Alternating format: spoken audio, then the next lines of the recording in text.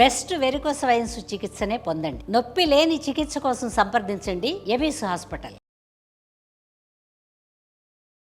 నమస్కారం డాక్టర్ ప్రదీప్ జోషి గారు. నమస్తే అండి. ఈ ఎపిసోడ్లో భాగంగా చాణక్య నీతిలోనే కొంతమంది అయితే కింద thank you so much for the Joshi మంత్రాన్ని కూడా కొంతమంది పెడుతూ ఉన్నారు. Very good. Thank you very much. మళ్ళీ చాలామంది కూడా మీ ఇద్దరు కాంబినేషన్ మళ్ళీ వచ్చారు, మాకు మళ్ళీ ఒక ధైర్యం వచ్చింది, మళ్ళీ మీరిద్దరు వీడియోలు చేస్తున్నాను చాలామంది పెట్టారు. ఇంకా 100 వీడియోలు చేస్తామండి, ఇంకా ఆగేది లేదు తగ్గేది లేదు. సరే, ఈ సిరీస్లో భాగంగా అండి యూనివర్స్ లా ప్రకారం మీరు స్టడీస్ చేసిన దాని ప్రకారం ఏ విధంగా ఉంటే మనీ అనేది మన దగ్గర ఉంటుంది, ఏ విధంగా ఉంటే మనీ అనేది మన దగ్గర ఉండదంటారు అసలు? సో మనీ అట్రాక్షన్ చేసుకోవాలి. ఫస్ట్ ఏంటంటే ధనము ఆకర్షణ. ధన ఆకర్షణ ఎవరికి కలుగుతుంది అని అంటే ఎవరైతే గనక నేచర్ని ప్రేమిస్తారో, యూనివర్సల్ని ఎవరైతే ప్రేమిస్తారో వాళ్ళకి ధనయోగం కలుగుతుంది. యూనివర్సల్ని ఎవరైతే ప్రేమించరో, అంటే ఎవరైతే కనుక తమ థింకింగ్లో ఓన్లీ నా నా నేను అని ఎప్పుడైతే సింగులర్గా వాళ్ళ థింకింగ్ ఉంటుందో వాళ్ళకి ఎప్పుడూ డబ్బులు రావు.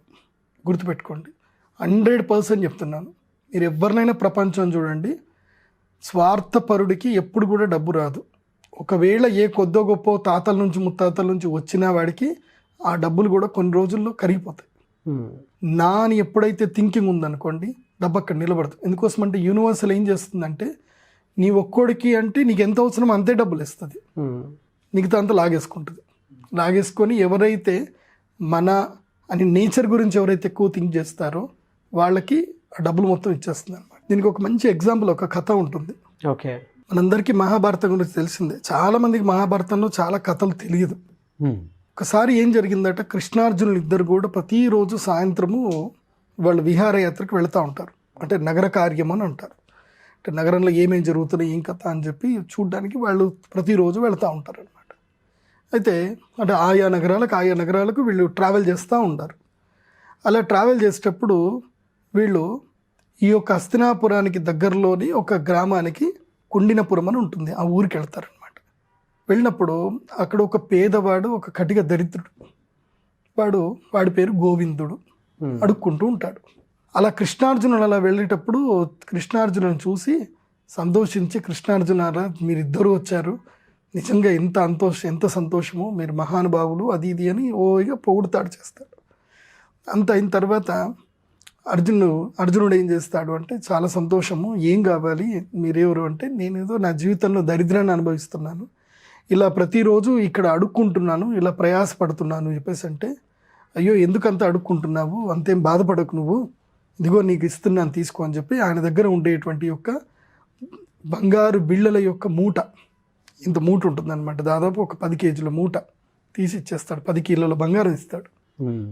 ఒక అడుక్కునే వాడికి 10 కిలోల బంగారం దొరికిందంటే నిజంగా లక్ కదా. అవును. సో వాడు ఆ బంగారం తీసుకొని మురిసిపోతాడు. చాలా సంతోషం అని చెప్పి మురిసిపోయి ఇంటికి వెళ్తాడు. సో ఇలా కొన్ని రోజులు అయిపోతుంది, ఓ 15 రోజులు మళ్ళీ అయిపోతుంది. మళ్ళీ వీళ్ళు ఒక రౌండింగ్లో మళ్ళీ వీళ్ళు వస్తారు ఈ ఊరికి వస్తే ఇప్పుడు వాడు ఎలా ఉండాలి, కృష్ణార్జునుల గురించి వెయిట్ చేయడము, అవును, మంచి శ్రీమంతుడైపోయి ఉండాలి, గ్రాటిట్యూడ్ అయినా ఉండాలి. కృష్ణార్జునులు వస్తే వాళ్ళకి సన్మాన సత్కార్యాలు ఏదో చేసేటట్టు ఉండాలి. అవును. తీరా వాడు సేమ్ అదే వీధిలో అదే బండ మీద కూర్చొని మళ్ళీ అదే అడుక్కుంటూ ఉంటాడు. వాట్ ఏం జరిగింది అర్థం కాదు. అర్జునుడు దూరం నుంచి చూసి, ఏమైంది ఇట్రా, ఎందుకు అడుక్కుంటున్నావు, మొన్ననే కదా నీకు 10 కిలోల బంగారం ఇచ్చాను, ఈ పాటికి నువ్వు బాగుంటావేమో, ఇల్లు కట్టేసుకొని ఉంటావేమో అని అనుకున్నాను నేను, ఏంట్రా నీ పరిస్థితి ఏంది, ఏం మారలేదా అని చెప్పేసి అంటాడు అర్జునుడు. అనేసరికి, అయ్యా నా తలరాత బాగలేదని నాకు అర్థమైపోయింది, మీరు డబ్బులు ఇచ్చారు, అవి తీసుకొని వెళ్ళాను, దారిలో ఒక దొంగ ఎవడో ఆ యొక్క బంగారాన్ని మొత్తం నన్ను కొట్టి లాగేసుకొని వెళ్ళిపోయాడు, ఇదిగో ఇప్పుడిప్పుడే ఈ గాయం మానుతుంది అని చెప్పి చూపిస్తాడనమాట. అవునా, నేను వెంటనే నేను గూఢచారులందరూ కూడా చెప్తాను, ఆ బంగారం ఎవడు దోచుకున్నాడో చెప్తాను అని అంటే, వద్దు స్వామి, నా తలరాత నాకు అర్థమైపోయింది, మీరు అంత బంగారం ఇచ్చినా నాకు ఆ దక్కలేదంటే నా తలరాత లేదని నేను అనుకుంటాను అంటే, అట్లా కాదు, ఇప్పుడు నేను నీకు ఒకటి దానికైనా 100 రెట్లు విలువైంది నీకు ఇస్తాను, దీన్ని నువ్వు ఎక్కడ ఇచ్చినా సరే నీకు 100 కిలోల బంగారం వస్తుంది, నీకు అంత విలువైంది, నువ్వు నా అంగుళీకం ఇస్తున్నాను, డైమండ్ రింగ్ ఇస్తాడనమాట. నా డైమండ్ రింగ్ నీకు తీసిస్తున్నాను, ఇది తీసుకెళ్ళి నువ్వు ఇంద్రప్రస్థంలో వెళ్ళి ఇచ్చావు అని అంటే ఇమీడియట్లీ దీన్ని తీసుకొని నీకు 100 కిలోల బంగారం ఇస్తారు, నీకు వీలైతే అక్కడనే ఏదైతే ఒక ఇల్లు కట్టిస్తారు, అన్నీ నీకు ఇచ్చేస్తారు, నువ్వు రాజయోగాన్ని అనుభవిస్తావు. నా దగ్గరికి వచ్చిన తర్వాత లేకపోవడం అనేది లేనే లేదు, ఇదిగో ఈ డైమండ్ రింగ్ తీసుకో అని చెప్పేసి అని డైమండ్ రింగ్ ఇస్తాడు. సంతోషం స్వామి, మీ దయ అని చెప్పేసి అనుకుంటాడు. మళ్ళీ 15 రోజుల తర్వాత వస్తాడు. ఈసారైనా వీడు బాగుపడ్డాలంటే యాస్టీస్ అదే బండ మీద కూర్చుంటాడు, అడుక్కుంటూ ఉంటాడు. ఏమైందిరా, మళ్ళీ ఏమైంది, ఇదే పరిస్థితి ఏర్పడింది, ఏంది అని అంటే, చెప్పాను కదా అర్జునయ్య, నా తలరాత అంతే ఉంది, ఏమైంది చెప్పు అని అంటే, మీరు ఇచ్చారు, అది తీసుకొని వెళ్ళాను, మా ఆవిడకి తెలియకుండా అటక మీద ఒక కుండలో పెట్టేసి ఉంచా. ఆ రోజు నా యొక్క దుర్దైవం ఏమో తెలియదు కానీ మా ఇంట్లోకి 4 పిల్లులు 4 ఎలకలు వచ్చాయి. అవి అన్నీ ఇల్లంతా తిరిగి ఇంట్లో ఉన్న కుండలన్నీ పలగొట్టేశాయి. నేను ఏ కుండలో పెట్టానో ఆ కుండ మాత్రం పగలలేదు. పొద్దున్న నేను బయటకు వెళ్ళేసరికి నా భార్య ఏం చేసింది, కుండలు పగిలాయని చెప్పి ఆ కుండని తీసుకొని పోయి నదిలో ముంచింది. ఆ ఉంగరం కాస్త కుండలో నుంచి నీళ్ళలో పడిపోయింది. కాబట్టి నా జీవితానికి అది ప్రారంధం లేదు, నాకు అది కూడా లేదు, ఇంకా నాకేం ఇవ్వకండి, నాకు అర్థమైపోయింది, నా యొక్క తలరాతలో నేను అడుక్కునేటట్టుగానే ఉంది, నా తలరాత మారదు, ఇది ఇంతే అని బాధపడతాడు. అప్పుడు పక్కనే కృష్ణుడు ఉంటాడు కానీ ఇప్పటిదాకా కృష్ణుడు మాట్లాడలే. కృష్ణుడిని చూశాడు అర్జునుడు. చూసి, ఏం కృష్ణ, వీడి తలరాత ఇంతేనా, వీడి గురించి అని చెప్పి నా దగ్గర ఉన్న బంగారం అంతా పోగొట్టుకున్నాను, నాకు డైమండ్ రింగ్ కూడా నేను పోగొట్టుకున్నాను, అంటే దురదృష్టవంతుడితోటి కలిసి ఉంటే మనం కూడా దురదృష్టవంతులం అవుతాం అనేది నిజమేమేమో అనిపిస్తుంది. వీడి దరిద్రం నాకు అంటుకుందేమో, ఆ బంగారం నా దగ్గర ఉన్న బాగానే ఉంటుండే, అది వాడికి వెళ్ళిపోయింది, వాడు ఎక్కడో దొంగలు ఎత్తుకపోయారంటారు, డైమండ్ రింగ్ ఎక్కడో నీళ్ళలో పోగొట్టుకున్నా అంటున్నాడు. అంటే ఇంతేనా కృష్ణ, వీడి దైవం ఇంతేనా, లేకపోతే నా డబ్బు వాడికి కలిసి రావట్లేదా, ఏంటి కృష్ణ అని అడుగుతాడు. అప్పుడు కృష్ణుడు నవ్వుతాడు అనమాట. కృష్ణుడు నవ్వగానే అర్జునుడికి అర్థం కాదు కృష్ణుడు నవ్వు. సరే, అప్పుడు కృష్ణుడి దగ్గరికి వెళ్ళి దండం పెట్టుకుంటాడు. ఎవరు, ఆ బిచ్చగాడు. కృష్ణ, నేను నీ పేరు పెట్టుకున్నా అని ఆనందపడ్డాను, గోవిందుడు అని నా పేరు పెట్టారు, నిజంగా గోవిందుడిలాగా నేను ఆనందంగా ఐశ్వర్యంతో ఉంటాను అనుకున్నాను, కానీ అది లేదు, పేరుతోటి మాత్రం తలరాత మారదని నాకు అర్థమైపోయింది, బంగారం ఇచ్చినా నా తలరాత మారదని అర్థమైపోయింది, నువ్వైనా నన్ను అనుగ్రహించు స్వామి అని అంటే, కృష్ణుడు ఏం చేస్తాడు అంటే నవ్వి తన పాకెట్లో నుంచి ఒక 2 కాయిన్స్ తీసిస్తాడు అనమాట. ఏది, రాగి బిళ్ళలు. అంటే అప్పట్లో వెరీ లెస్ అనమాట, అంటే మనకి చారణ అనమాట. మీరు చారణ చూసారా మీ ఏజ్లో? నువ్వు చూడలే. మా ఏజ్కి మేము చూసాను చారణ. అంటే 25 నంబర్ 25 రాసిన ఇంత చిన్న బిల్లు ఉంటుంది అనమాట. 2 రాగి నాణాలు ఇస్తాడు కృష్ణుడు. 2 రాగి నాణాలు ఇచ్చి తీసుకో అని చెప్పి ఇస్తాడు. అప్పుడు తీసుకొని కృష్ణుడి దగ్గర చూసి, కృష్ణ, ఇది నా ప్రాప్తం, ఇప్పుడు నాకు అర్థమైంది, నాకు బంగారాలు వజ్రవైడూర్యాలు నాకేం కలిసి రావని, ఇదే నా అదృష్టం అని అర్థమైంది, ధన్యోస్మి కృష్ణ అని వెళుతూ ఉంటాడు. తీరా వెళుతూ ఉంటే ఒక అంగట్లో చేపలు అమ్ముకునేవాడు ఉంటాడు. చేపలు అమ్ముకునేవాడు ఉంటే ఒక చేప ఎగురుతూ ఉంటుంది అనమాట, ప్రాణం కోసం విలవిల కొట్టుకుంటూ ఉంటుంది. ఓకే, ప్రాణం కోసం చేప విలువలు కొట్టుకుంటుంటే వీడికి బాధ అనిపిస్తుంది. నా జీవితంలో నేను ఎలాగూ బాగుపడలేదు, కనీసం నా దగ్గర ఉన్న డబ్బులతోటైనా ఒక జీవికి అది బతకడానికి ఎంత విలువిల్లాడుతుంది, దానికి బతకడానికి ఛాన్స్ ఇద్దాము అని చెప్పి, ఒరే ఆ పెద్ద చేప విలువలు కొట్టుకుంటుంది కదా, అది నాకు ఇచ్చేసానంటే, అయ్యా అది 2 వరాహాలు అని అంటే, ఇదిగో నీకు ఇస్తాను అని చెప్పి తన దగ్గర ఉండే ఆ కాయిన్స్, తన దగ్గర ఉండే మిగతా డబ్బులన్నీ కూడా తీసుకొని వాడికి ఇచ్చేసి, ఆ చేపని బతికించాలన్న ఆతృతతో ఏం చేస్తా అంటే చేపను తీసుకుంటాడు. తీసుకొని ఇంకా నదిలో వేద్దామని వెళ్తూ ఉంటే ఆ చేప గిలగిలు కొట్టుకుంటూ ఉంటే దాని నోట్లో ఏదో తట్టుకుంది అని వాడికి అనిపిస్తుంది. అయ్యయ్యో బిడ్డ నోట్లో ఏమో తట్టుకున్నట్టుంది, తీస్తా అని చెప్పి మెల్లిగా నోట్లో వేలు పెట్టి దాన్ని సరి చేస్తూ ఉంటే నోట్లో నుంచి ఒక పదార్థం బయటకు వస్తుంది. అదేంటిది అంటే, ఏంటిది గెస్? ఆ డైమండ్ రింగ్. అర్జునుడు ఇచ్చిన డైమండ్ రింగ్. ఆ డైమండ్ రింగ్ ఆ చేప నోట్లోకి పోయింది. అది ఆ నోట్లో పెట్టుకొని గిలగిల కొట్టుకుంటుంది అనమాట. అరే ఇది డైమండ్ రింగ్ దొరికింది అని చెప్పి ఆ చేపను వదిలేసి దొరికింది అని గట్టిగా అరుస్తాడు అనమాట. అరిచేసరికి అదే టైం ఏం జరుగుతుందంటే, యాదృచ్ఛికంగా ఆ ఊర్లో నుంచి ఇంకా వెళ్ళిపోదామని చెప్పి ఆ దొంగ డిసైడ్ అయిపోయి ఆ దొంగ అక్కడి నుంచి వెళ్తూ ఉంటాడు. ఏది ఆ బంగారం అంతా పెట్టుకొని పోతూ ఉంటాడు. వెళ్ళేసరికి వీడు దొరికింది దొరికింది దొరికింది దొరికింది అనేసరికి ఓర్ని నేను దొరికిపోయాను రోయ్, వీడు అర్జునుడితో నిన్ననే మాట్లాడాడు, అర్జునుడికి చెప్పాడు, గూఢాచారులంతా నేను తిరుగుతూ ఉన్నారు, నేనెవరో తెలిసిపోయింది, ఇంకా నా గురించి వెళ్ళి వీడు అర్జునుడికి చెప్పాడంటే ఇంకా నా జీవితం అంతా జైల్లోనే ఉంటుందని చెప్పి వాడు పరిగెత్తుకుంటూ వచ్చి వీడు కాళ్ళు పట్టుకుంటాడు. అయ్యా క్షమించు స్వామి, నీ బంగారం ఇదిగో ఎడ్ల బండిలో మొత్తం నీ బంగారం అంతా ఉంది, మొత్తం తీసుకో, ఆ బంగారం కాకుండా ఇంక ఎక్స్ట్రా బంగారం ఉంది, అంతా తీసుకో, నా పేరు మాత్రం అర్జునుడికి చెప్పకు అని చెప్పి వాడు దండం పెట్టి పరుగు వెళ్ళిపోతాడు. ఆ ఎడ్ల బండి వదిలేసి వెళ్ళిపోతాడు. సో ఇప్పుడు ఇతనికి డైమండ్ రింగ్ దొరికింది, ఎడ్ల బండి దొరికింది, దానితో పాటు అతని బంగారంతో పాటు ఇంకా వేరే బంగారము దొరికింది. అవన్నీ తీసుకొని అలా వెళుతూ ఉంటే మళ్ళీ కృష్ణార్జునులు కనిపిస్తారు. కృష్ణార్జునులు కనపడి స్వామి స్వామి ధన్యోస్మి ధన్యోస్మి, ఇదిగో మీరు ఇచ్చిన ఉంగరము దొరికింది, బంగారము దొరికింది, అన్నీ దొరికాయి, కృష్ణ ధన్యోస్మి అని అంటాడు. అనగానే అర్జునుడికి అర్థం కాదు.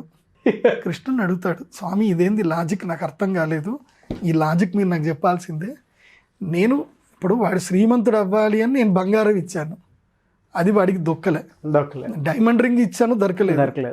నువ్వేం చేసావు, 2 రాగి నాణాలు ఇస్తే ఇచ్చావు, నువ్వేదో మాయ చేసావు కృష్ణ, నీకు నా మీద ఏదో కోపం ఉన్నట్టుంది, వాడు నిన్ను అడగలేదని చెప్పేసానా, నన్ను అడిగాడని చెప్పేసానంటే కృష్ణుడు నవ్వి అంటాడు, అదేం కాదు, వాడి బుద్ధి ఆలోచన విధానం మారింది, అందుకోసమే వాడికి ధనం దొరికింది. ఓ ఫెంటాస్టిక్, బుద్ధి ఆలోచన విధానం అంటే ఏంది కృష్ణ అర్థం కాలేదంటే, నువ్వు మొదలు వాడికి బంగారం ఇచ్చినప్పుడు వాడి కేవలం వాడి ఆలోచన ఏంటంటే నేను బాగుపడతాను, నేను ఇల్లు కట్టుకుంటాను, నేను అది చేసుకుంటాను, ఇది చేసుకుంటానని వాడి దృష్టిలో నేను అని మాత్రమే ఉండేది. కాబట్టి వాడిది రాలేదు. ఎందుకోసం అంటే వాడు నేను అని అనుకుంటే యూనివర్సల్ వాడికి సపోర్ట్ చేయలేదు. దొంగ రూపంలో వాడి డబ్బుని యూనివర్సల్ నేచర్ తీసుకెళ్ళిపోయింది. అవును. సెకండ్ టైం ఏం చేశాడు అంటే, నేను నా భార్య పిల్లలు అనుకున్నాడు, అది ఇంటి వరకు వెళ్ళగలిగాడు, అక్కడి వరకే వెళ్ళగలిగాడు. కానీ అక్కడ ఎంతవరకు అంటే వాడికి ఆల్రెడీ వాడి భార్య పిల్లలు తినేంత డబ్బు వాడి దగ్గర ఉంది. కాబట్టి ఆ ఉంగరం అక్కడ నిలబడలే. ఎందుకోసం అంటే నేను నా భార్య పిల్లలు అనుకున్నాడు మాత్రం. ఆ బంగారం అక్కడికి వెళ్ళిన తర్వాత యూనివర్సల్ చూసింది, నేచర్ చూసింది, ఈ బంగారం ఇక్కడ వీడికి అవసరమా కాదా అని చూసింది. చూస్తే ఏమైంది, వాడికి ఆల్రెడీ ఇంట్లో భార్య పిల్లలకు జీవితాంతం సరిపడా తినేంత డబ్బు అయితే వాడి దగ్గర ఉంది, భూమి కూడా ఉంది వాడికి. కాబట్టి ఇది అక్కర్లేదు అని చెప్పి యూనివర్సల్ నేచర్ ఏం చేసింది, తీసుకెళ్ళిపోయింది డైమండ్ రింగ్. ఇప్పుడు వీడికి ఏమైంది, నేను డబ్బులు ఇచ్చిన తర్వాత వాడి బుద్ధి మారింది. నేను బతకలేకపోయినా పర్వాలేదు, నేను సుఖంగా లేకున్నా పర్వాలేదు, ఇంకొకరికి నేను ప్రాణం ఇస్తాను, ప్రాణదానం చేస్తాను అని చెప్పి వాడికి దయా జాలి వాడి క్యారెక్టర్స్ లోపలికి వచ్చినాయి. వాడికి వచ్చేం చేశాడు, చేప చనిపోతుంది, ఆ చేపను తినే ఉద్దేశం రాలేదు వాడికి, ఏమొచ్చింది, బతికించాలని ఆలోచన వచ్చింది. అది గిలగిల కొట్టుకుంటే దాని మీద వాడికి దయ కలిగింది. సో అప్పుడేం చేశాడు, వాడికి ఆ దయ కలిగింది కాబట్టి ఆటోమేటిక్గా ఆ యొక్క స్టోను దొరికింది, వాడికి రింగు దొరికింది, యాజ్ వెల్ యాజ్ ఇది దొరికింది. సో వాడికి ఆ థింక్ రాలేదంటే, ఆ 2 పైసలు పెట్టుకుని ఇంటికి పోతే వాడు అట్లనే ఉంటుండే. వాడికి ఆ థింకింగ్ వచ్చింది కాబట్టి, నేచర్ కదా ఈ ప్రపంచంలో, చేప కానీ ఏదైనా సరే, except you everything is the nature. నువ్వు నీ యొక్క కుటుంబం తప్ప మిగతా అదంతా కూడా నేచరే. సో ప్రతిదీ నేచర్లో భాగం కాబట్టి నేచర్ని లవ్ చేశాడు. కాబట్టి నేచర్లో ఒక దగ్గర సహాయం చేయాలని ఉపాయం వచ్చింది కాబట్టి వాడికి అన్నీ మళ్ళీ దొరికాయి. సో ఎప్పుడైతే మనిషి స్వార్థపూరితంగా నేను నేను అని ఎప్పుడైతే ఆలోచిస్తాడో వాడికి అదృష్టం పక్కనున్నా నీకు రాదు. అంగట్లో అన్నీ ఉన్నా అల్లుడి నోట్లో ఇదో అంటారు శని అన్నట్టు, మోచేతుకు బెల్లం పెట్టినట్టు ఉంటుంది వాళ్ళ జీవితం అంతా కూడా. నేను ఎంతోమందిని చూస్తాను, వాళ్ళ దగ్గర భూములు ఉంటాయి, ఆస్తులు ఉంటాయి, అన్నీ ఉంటాయి. తీరా భూముల వర్త్ ఏమో 10 కోట్లు 20 కోట్ల వర్త్ ఉంటుంది. మళ్ళీ అదే కూన పెంకటిల్లు, అదే జీవితం అట్లాగే గడుపుతూ ఉంటారు. వాళ్ళు యూనివర్సల్కి ఏం చేయరు కాబట్టి వాళ్ళకి ఏవి కూడా జరగవు. లేకపోతే ఏదో ఒకటి జరుగుతుంది, అమ్ముదామని పోయేసరికి కూడా వచ్చి కోర్టు కేసు ఇస్తాడు, ఏదో ఒకటి జరుగుతుంది. ఎప్పుడైతే నేను నేను అని ఆలోచిస్తామో మన జీవితంలో మనం అక్కడనే ఆగిపోతాం. మన జీవితంతో పాటు 10 మందికి కూడా నేను ఉపాధి కల్పించగలగాలి, నేను ఉన్నత స్థాయికి వస్తాను, నేను 10 మందికి ఉపాధి కల్పిస్తాను, నేను ఇలాంటి మంచి పనులు చేస్తాను, 10 మందికి అన్నం పెడతాను అని నువ్వు ఒక మంచి ఆలోచనతో కనుక నీ జీవితంలో ప్రయత్నం చేయగలిగితే ఆటోమేటిక్గా యూనివర్సల్ ఏం చేస్తుంది, నీకు సపోర్ట్ చేస్తుంది. దీనికి ఒక బ్రైట్ ఎగ్జాంపుల్ చెప్తాను, ఈ లైవ్ ఎగ్జాంపుల్ ఇప్పుడు నా లైఫ్లో జరిగింది. నేను అరుణాచలం వెళ్దామని అనుకున్నాను. నేను డిసెంబర్ 7వ తారీఖు అరుణాచలం వస్తానని నేను ఒక ప్రముఖ ఒక టీవీ ఛానల్ ప్రోగ్రామ్ చేసినప్పుడు చెప్పేశాను. నేను ప్రోగ్రామ్ 7th మీరు అరుణాచలం వెళ్తారు. డిసెంబర్ 7th అరుణాచలం గిరి ప్రదక్షిణ చేయాలని డిసైడ్ అయిపోయాను. నాకు 2-3 విఘ్నాలు వచ్చాయి. అంటే నేను వెళ్దాము అని నేను ఎప్పుడైతే అనుకున్నానో, నేను జనాల కోసం వెళ్దామని అనుకున్నా. నేను వెళ్ళాలి, నాతో పాటు ఎంతోమంది వస్తారు, జనాలందరూ వస్తారు, వాళ్ళందరితో కలిసి తిరగాలి అని నేను అనుకున్నా. ఇది నా యొక్క థాట్ ప్రాసెస్. నేను రిలీజ్ చేశాను. నాకు 2 సైన్లు వచ్చాయి. మొదలు ఒకళ్ళు ఏం ఫోన్ చేసి చెప్పారంటే ఏంటంటే, ఒక ఆయన నేను కూడా వస్తాను గురూజీ అది ఇది అని అన్నారు. అన్నవాళ్ళు మళ్ళీ ఫోన్ చేస్తే వాళ్ళు నాకు ఇంట్రెస్ట్ లేదండి, నేను రాను అని చెప్పేశారు. అదొకటి డిప్రెషన్ అనమాట. వాళ్ళు వస్తారు అనుకుని ప్లాన్ వేసుకుందంతా కూడా క్యాన్సిల్ అయింది. సరే, నెక్స్ట్ ఇంకొకటి ఏంటంటే, ఇంకొక పర్సన్ కూడా నేను వస్తాను గురూజీ, మనం ఫ్లైట్లో వెళ్దాము, మనం వెళ్దాం అని చెప్పేసాను గురూజీ. ఆ పర్సన్ కూడా నెక్స్ట్ ఏం చేశాడు, ఇమీడియట్లీ నేను రాను గురూజీ, క్రౌడ్ విపరీతంగా ఉంటుందట, మేమంతా వీఐపీలం కదా, మేము రాలేము, క్రౌడ్ బాగుంటుందట, మనం మళ్ళీ వెళ్దాం గురూజీ, నేను అరేంజ్ చేస్తాను, ఈసారి మీరు ఆగిపోండి, కాబట్టి మళ్ళీ వెళ్దాం అని చెప్పేసి. సో 2 సార్లు నేచర్ నన్ను టెస్ట్ చేసింది వెళ్ళనివ్వకుండా. నేను అట్లా అవన్నీ లేదు, నేను పోయేది కన్ఫాము. ఎందుకోసమంటే నాకు అప్పుడే వచ్చినటువంటి కన్సల్టేషన్కి వచ్చిన డివోర్స్ ఏమని చెప్పారంటే, గురూజీ మేము ఆల్రెడీ అన్ని ప్రిపేర్ చేసేసుకున్నాము, ట్రైన్ టికెట్ కూడా బుక్ చేసేసుకున్నాము, మీరు వస్తున్నారు కదా, మేము కూడా మీతో పాటు ట్రావెల్ చేయాలి, మేము అందరం కూడా కలిసి గిరి ప్రదక్షిణ చేస్తాం మీతో కలిసి అని చెప్పేసి అనేసరికి నాకు అనిపించింది, యూనివర్సిటీలో ఒకవేళ కనుక నేను వెళ్ళాలి డెస్టినీ ఉంటే నాకు అన్నీ రెడీ అయిపోతాయిలే అని వెయిట్ చేశాను. తిరుపతి నుంచి ఒక భక్తుడు వచ్చాడు, తానే స్వయంగా ఫ్లైట్ బుక్ చేసుకొని వచ్చాడు, నాతోటి మాట్లాడాడు. ద నెక్స్ట్ మూమెంట్, గురూజీ మీరు హ్యాపీగా మీరు ఏం వెహికల్ చేంజ్ చేసుకురాకండి, మీరు ఫ్లైట్లో రండి, మిమ్మల్ని నా ఫార్చునర్ కార్లో పికప్ చేసుకుంటాను, అరుణాచలం తీసుకెళ్తాను, గిరి ప్రదక్షిణ చేయిస్తాను, నెక్స్ట్ మిమ్మల్ని తీసుకొస్తాను, తిరుమలలో దర్శనము చేయిస్తాను, ఆ తర్వాత మళ్ళీ మీకు ఫ్లైట్ నేను ఎక్కిస్తాను, తిరుపతిలో మళ్ళీ ఫ్లైట్ ఎక్కిస్తా, మీరు ఏ కంగారు పడకండి, మీరు దిగి జస్ట్ కార్లో కూర్చోండి, అన్నీ నేను చూసుకుంటా గురూజీ. హౌ గ్రేట్ కదండి. మన థాట్ ప్రాసెస్ కనుక కరెక్ట్గా ఉండి మనం 10 మంది కోసము మనం కనుక మన లైఫ్ని కేటాయించగలిగితే యూనివర్సల్ ఆటోమేటిక్గా నేచర్ మనకి అన్నీ రెడీ చేసి పెడుతుంది. This is my live example in my life. చాలా బాగుంది sir. So this is money మంత్ర. డబ్బు రావాలి అనంటే కేవలం డబ్బును ఆకర్షించడమే కాదు, నువ్వు థాట్ కూడా నిజాయితీగా ఉండాలి, థాట్ ప్రాసెస్ చెయ్యాలి. సో నువ్వు ఎప్పుడు కూడా ఒక కైండ్ హార్టెడ్గా ఉండు. నీ వల్ల నీ జీవితంలో అయినంత సహాయం చెయ్యి. నీ జీవితంలో ఉన్నదంతా దారిపోయమని నేను చెప్పను. నీ వల్ల నీ అందుబాటులో నువ్వు సహాయం చేయగలిగినంత చేసేసేయాలి. చేస్తే యూనివర్సల్ నోట్ చేసి పెట్టుకుంటుంది. ఎందుకోసం అంటే ఎవడైతే కైండ్ పర్సన్ ఉంటాడో, ఎవరికైతే మానసికంగా అంటే 3 రకాలుగా కాయిక, వాచిక, మానసిక అంటే శరీరముతోనూ, మనస్సుతోనూ, మాటతోనూ నిజాయితీగా, సుస్పష్టంగా, నిష్కల్మషంగా ఎవరైతే ఉంటారో వాళ్ళ పేరు యూనివర్సల్ రాసి పెట్టుకుంటుంది అనమాట. వీడిని ఎప్పుడైనా నేను ఒక లీడర్ని చేస్తానని. అలాంటి లీడరే నరేంద్ర మోదీ గారు, అలాంటి లీడరే అబ్దుల్ కలాం గారు, అలాంటి లీడర్లు నంబూద్రి గారు. ఆయన జీవితంలో ఎన్ని కష్టాలు వచ్చినా, ఎంత వచ్చినా ఆయన తను నమ్మిన సిద్ధాంతాన్ని పట్టుకున్నారు కాబట్టి నంబూద్రి గారు ఇవాళ సుప్రీంకోర్టు కూడా ఆయనకి జడ్జిమెంట్ ఆయనకి ఫేవర్గా వచ్చింది.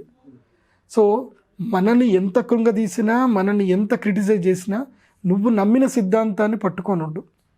యూనివర్సల్కి నువ్వు హెల్ప్ చేయడానికి ముందుండు. ఆటోమేటిక్గా యూనివర్సల్ నిన్ను కాపాడుతుంది. దానికే మన సనాతన ధర్మంలో చెప్పే స్లోగన్ ఏంటంటే ధర్మో రక్షతి రక్షిత. ఇఫ్ యూ సేవ్ ద ధర్మ విల్ ఆటోమేటికలీ సేవ్ యూ ఎక్కడికి వెళ్ళినా సరే. వెరీ గుడ్ సబ్జెక్ట్ అండ్ మంచి ఇది కూడా చెప్పారు. థాట్ ప్రాసెస్ కూడా ఎంత నిజాయితీగా ఉంటే అంత బలంగా వెళ్ళొచ్చు అనేటువంటిది. Thank you so much Pradeep Joshi గారు.